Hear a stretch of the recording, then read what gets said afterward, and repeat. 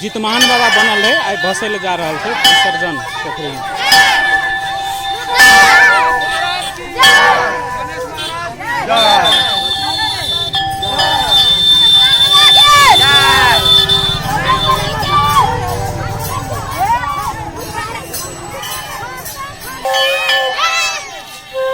जितमान बाबा की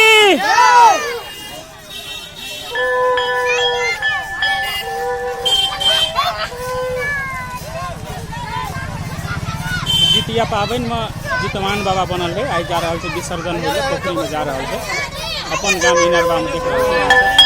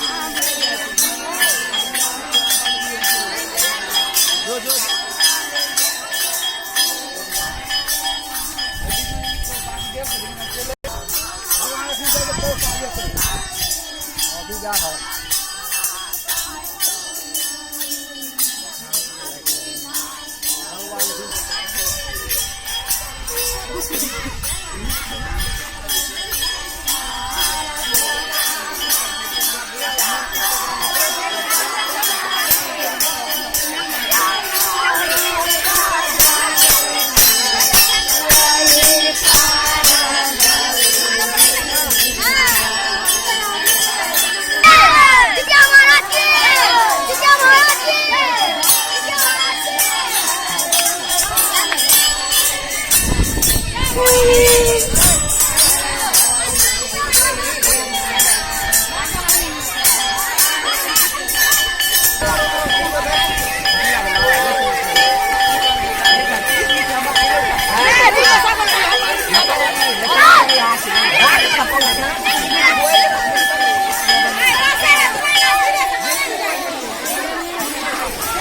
पोखर में आयल से विसर्जन है के लेल जितमान बाबा के मूर्ति बनल है अपन गांव इनरवा में विसर्जन है लेल से अखन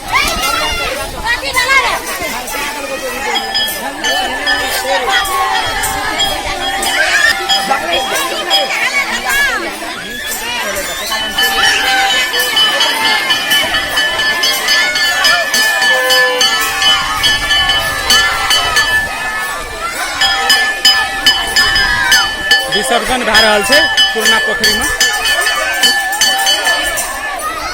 जितमान बाबा बनल है विसर्जन भए रहल छै पुरना पोखरी में।